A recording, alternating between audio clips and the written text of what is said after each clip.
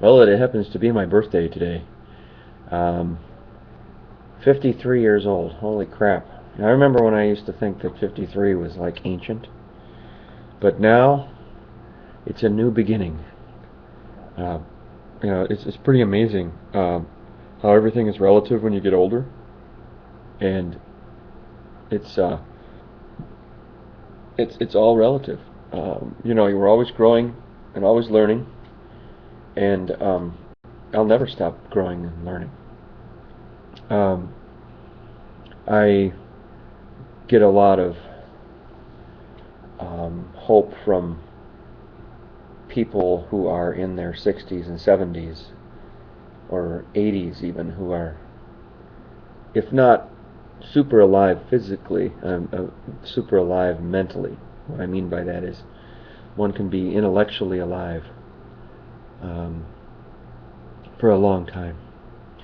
And as long as my mind is sharp and alive, and I'm able to see things in perspective, and I'm able to see life in perspective, and I'm able to enjoy friends and good company and good food, and appreciate things in my corner of the world. That's all. That's all that I need. So, just a little reflection on birthday. I I woke up this morning just a little bit before 8 o'clock, and I reminded my wife that this is the same hour at which I was born 53 years ago today. So um, it's a good time to rise, good time to, as I rose from the womb 53 years ago, it's a good time to rise out of my bedroom and get some Barnes and Noble coffee. Barnes and Noble, free commercial for Barnes and Noble. Um, and it's Facebook's an interesting phenomenon. One of my favorite things about Facebook is seeing who wishes you a happy birthday. And I have old friends from college. I have, let's see now. I have an old friend I met when I was living in Minneapolis. Friend of a friend from Minneapolis. I have a person I worked with. A person I worked with at Miles Kimball. I have a person that used to work at the call center who now I think lives in Alabama or something. A friend from Minneapolis who works at a book company. I have a friend from college who I took a senior trip to Miami with. Um, I have my niece. I have a guy on the wrestling team from high school. He was the captain of the wrestling squad, who I didn't realize at the time, but I stole his girlfriend for a while, and I was lucky I didn't get beat up pretty good. He wished me a happy birthday. Um, let's see, a friend from Minneapolis, friend from California, friend from Minneapolis, another niece wishing me happy birthday, former radio personality, person I used to work with, who told me that when I was let go for economic reasons at the station I was working at, that we all knew that you were going, and we all voted that you were the one to leave. So, but it's nice to have a happy birthday from him. Let's see. I got blessed by a minister this morning. A friend from high school who's now an attorney, an environmental attorney. Friend from radio who's one of the best DJ I've ever heard in my life, Kyle. Let's see. From Susan, who I worked with in Amory, who's now working for a farm network in Nebraska. So yeah, wow, it's interesting to see the people that pop up, and of course my wife says all your girlfriends are wishing you happy birthday, all your girlfriends on Facebook. So that's at least we can kid about that. That's I mean it's Facebook can be sort of dangerous that way, going back to high school friends and stuff. But I'm not going to endanger my family. By the way, this Barnes and Noble coffee, just in case you. Now, I don't know. You might see the words with this camera the way it works. This weird mini-cam perverse camera thing. You might not see the words there. But it says Barnes and Noble. Just a few reflections on the.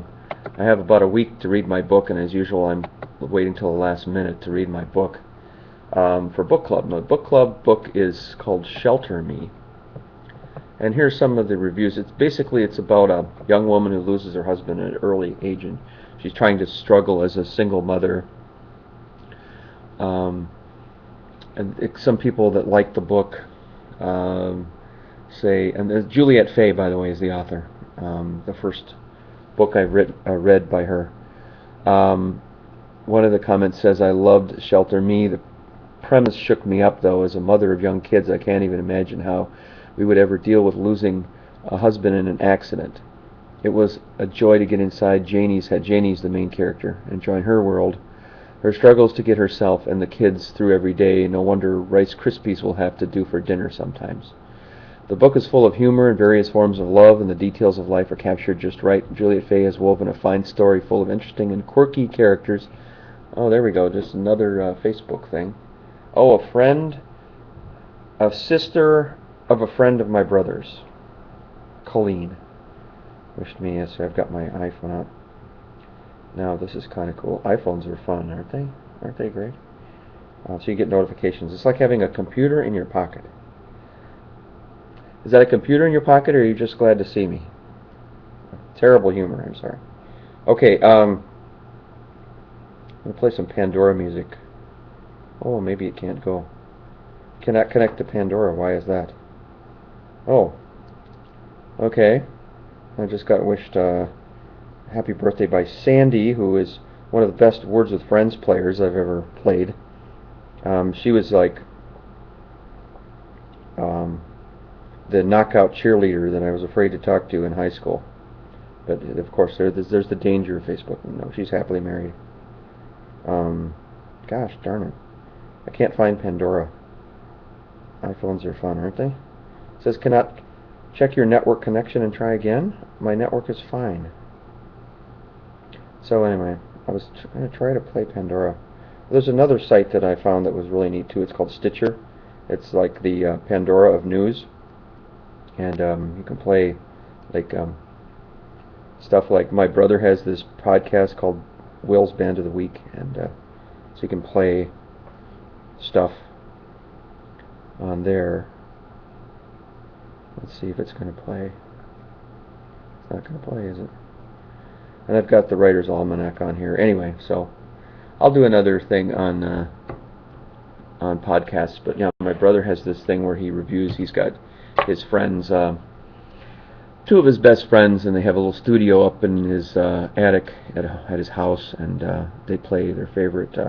He's into the extreme alternative music, and they play stuff, and then they talk about their lives. Like one of the guys talked about jogging for like 12 minutes and stuff like that. So, let's see.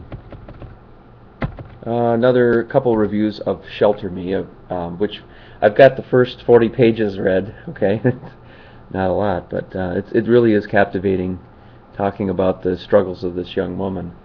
One other person said, "I laughed, I cried, I couldn't put it down, but I didn't want it to end." Now that's the theme. That's the sign of a good book, when you don't want it to end, when you don't want it to, you finish the book and you realize, oh my God, there's nothing more. There's nothing more. Janie's story is told in part through her own journal entries, giving the reader the chance to experience events through Janie's eyes and heart.